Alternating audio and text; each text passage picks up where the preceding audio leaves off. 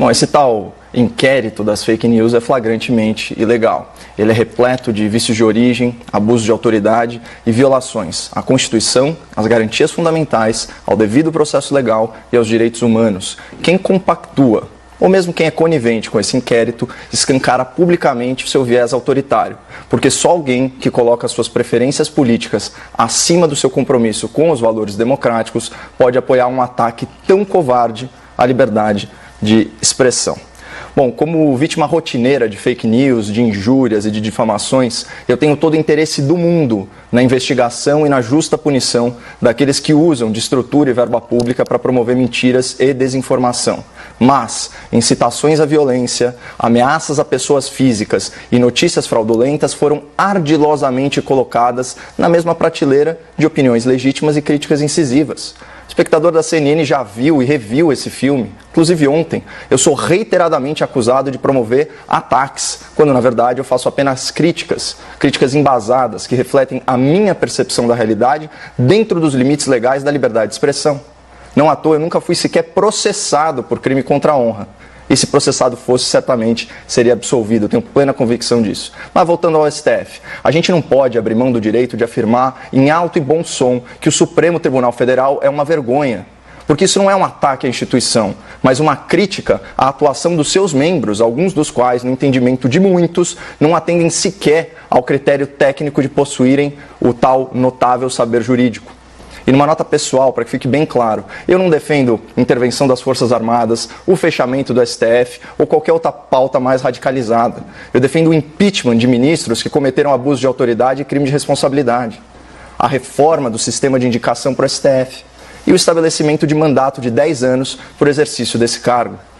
E vejamos se não há motivo para vergonha diante dessa citação que eu trago aqui para o espectador da CNN. Abre aspas. Quem não quer ser criticado, quem não quer ser satirizado, fique em casa. Não seja candidato, não se ofereça ao público, não se ofereça para exercer cargos políticos. Essa é uma regra que existe desde que o mundo é mundo.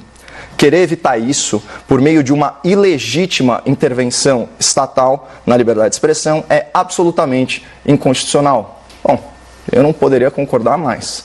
Contudo, por mais inacreditável que pareça, essa foi uma fala proferida no plenário do Supremo Tribunal Federal pelo ministro Alexandre de Moraes, que é o relator desse famigerado inquérito das fake news.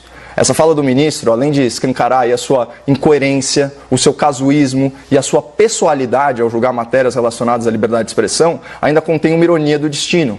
O ministro foi o primeiro representante das elites a lacrar o fique em casa. E percebam que o fique em casa do STF é tão hipócrita quanto o fique em casa daqueles quarentenados de geladeira cheia. Então, de um lado, nós temos uma elite recebendo em dia, com a tal imunidade financeira ao vírus, impondo uma quarentena horizontal a pessoas saudáveis que estão perdendo seus empregos, empobrecendo semana a semana, o famoso morra em casa. E aqui no caso do STF, a gente tem um tribunal que censura a imprensa, manda suspender contas de influenciadores na internet, ordena busca e apreensão contra os seus críticos mais ferrenhos, só que de forma cínica. Quando estão julgando processos que não os afetam pessoalmente, os ministros aí se transformam em verdadeiros defensores dissimulados da liberdade de expressão. Vou ler de novo aqui a frase para o espectador da CNN. Quem não quer ser criticado, quem não quer ser satirizado, fique em casa. Ora, isso não vale também para os ministros? Haja hipocrisia. O tribunal, que deveria ser o guardião da Constituição, é tão arbitrário, mas tão arbitrário, que não assegura o respeito aos direitos humanos e às garantias fundamentais quando os alvos são seus adversários políticos. Pior, promove a sua perseguição judicial, incorrendo naquele autoritarismo que tanto critica nos outros. Mas a postura autoritária do Supremo, ela não se limita a palavras, cartazes e posts na internet. A ditadura do judiciário, ela se manifesta na prática e contra ela não há quem recorrer, já dizia Rui Barbosa. Porque o único controle democrático contra todos esses abusos de autoridade e crimes de responsabilidade dos ministros é o impeachment, que depende da anuência do Senado, cujos membros são julgados pelo próprio STF. Então percebam um mecanismo perverso, um ciclo vicioso, que incentiva as elites do judiciário e do legislativo a atuarem em conluio, se blindando mutuamente e garantindo contra o interesse público que ninguém vai julgar ninguém. É por isso que um ministro da STF pode mandar prender um cidadão em um voo comercial e nada acontece. E é por isso que um senador da República pode ter mais de 10 inquéritos penais mofando nos arquivos do STF sem julgamento. O finado Aldir Blanc, saudoso, falava em esperança equilibrista. Aqui nós estamos diante da impunidade equilibrista. Senadores réus e alguns ministros do STF andam numa corda bamba e eles só não caem porque tem ilegalidades igualmente distribuídas em ambos os lados. Então, feita essa introdução de caráter mais político, né?